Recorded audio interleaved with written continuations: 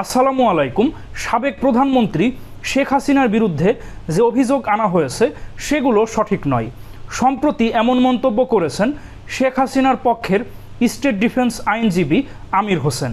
তো আপনি কি এই কথা শুনে অবাক হলেন যে স্বৈরাচারী শেখ হাসিনা যে জুলাই আগস্ট বিপ্লবে ব্যাপক গণহত্যা চালিয়েছে, যে ভোট চুরি করেছে, তো তার বিরুদ্ধে অভিযোগ মিথ্যা কী করে হয় বা একথা বাংলাদেশের একজন আইনজীবী কীভাবেই বা বলতে পারেন? তো চলুন সেই স্টেট ডিফেন্স আইনজীবী যিনি শেখ হাসিনার পক্ষে ওকালতি করছেন তিনি তার বিষয়ে কি বলেছেন।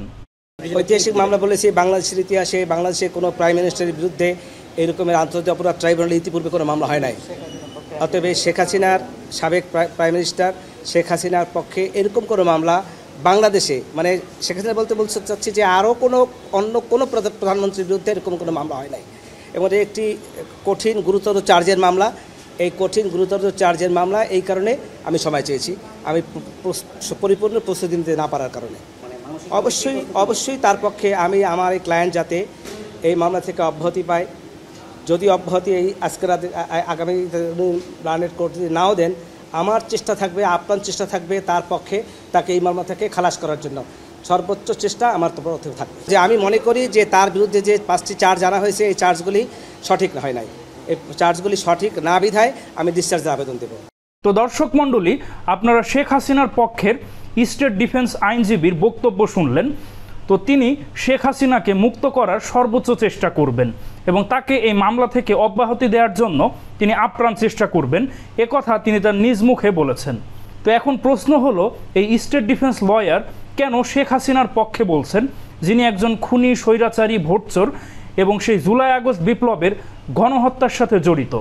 এই বিষয়টি বুঝতে গেলে আপনাদেরকে স্টেট ডিফেন্স লয়ার কি সেটা আপনাদেরকে বুঝতে হবে, তাহলেই এই বিষয়টির উত্তর আপনারা পেয়ে যাবেন।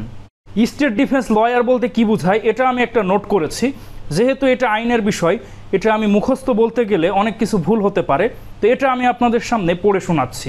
তো বাংলাদেশের এলআর ম্যানুয়াল 1960-এর 12 অধ্যায় অনুসারে কোনো ব্যক্তি মৃত্যুদণ্ডযোগ্য অপরাধে অভিযুক্ত হন এবং তিনি যদি পলাতক থাকেন বা তিনি যদি তার নিজের পক্ষে আইনজীবী নিযুক্ত করতে অক্ষম হয়ে থাকেন, তাহলে রাষ্ট্রীয়ভাবে একজন আইনজীবী নিয়োগ করা হয় এবং সেই আইনজীবীর যে খরচ সেটাও রাষ্ট্র বহন করবে আসামির পক্ষে যুক্তিতর্ক উপস্থাপনের জন্য।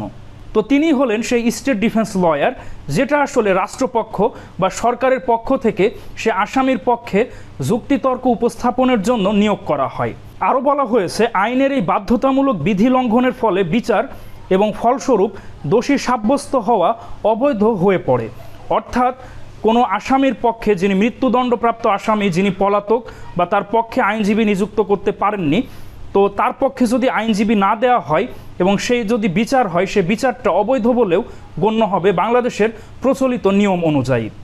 সুতরাং শেখ হাসিনার পক্ষে যিনি স্টেট ডিফেন্স আইনজীবী হিসেবে নিয়োগ পেয়েছেন, তিনি চেষ্টা করবেন শেখ হাসিনার পক্ষে যতটুকু যুক্তিতর্ক উপস্থাপন করা যায়।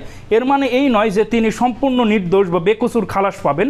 এটা বাংলাদেশের প্রচলিত বিচার ব্যবস্থার একটা নিয়ম। আসামি যত বড় খুনি হোক না কেন বা যত বড় ঘৃণ্য অপরাধী হোক না কেন, তার পক্ষে আইনজীবী দিতেই হবে, অন্যথায় এই বিচারটা বিতর্কিত হবে বা আন্তর্জাতিক মহলও কিন্তু এই বিচার ব্যবস্থাকে বিতর্কিত বা অবৈধ ঘোষণা করতে পারে। সুতরাং যে লয়ার তার কেস লড়ছেন তিনি কিন্তু কোনো অপরাধ করছেন না, বা আপনারা কিন্তু আবার মব হয়ে তাকে আক্রমণ করতে যাবেন না। এখানে আপনিও যদি সেই লয়ার থাকতেন, আপনিও ঠিক একই কথা বলতেন। আমাকেও যদি লয়ার বানানো হয়, আমি শেখ হাসিনার ঘোরতর বিরোধী, আমিও ঠিক একই কথাই বলতাম। এটা আসলে ল পেশায় থাকতে গেলে বাংলাদেশের যে প্রচলিত নিয়ম বা প্রচলিত বিচার ব্যবস্থা, এখানে অবশ্যই একজন খুনির পক্ষেও একজন স্টেট ডিফেন্স লয়ার নিযুক্ত করা হবে যদি তিনি পলাতক বা তার নিজের উকিল নিয়োগে অক্ষম হন। তো আশা করি আপনারা বুঝতে পেরেছেন যে স্টেট ডিফেন্স লয়ার যে শেখ হাসিনার পক্ষে বললেন, এটা আসলে একটা নিয়মতান্ত্রিক প্রক্রিয়া। তিনি যতটুকু পারেন তার পক্ষে তিনি যুক্তিতর্ক উপস্থাপন করবেন, কিন্তু এর মানে এই নয় যে শেখ হাসিনা এই মামলা থেকে মুক্তি বা খালাস পেয়ে যাবেন। তো দর্শক মণ্ডলী, এই স্টেট ডিফেন্স লয়ার সম্পর্কে আপনাদের কী অভিমত অবশ্যই কমেন্টে জানান।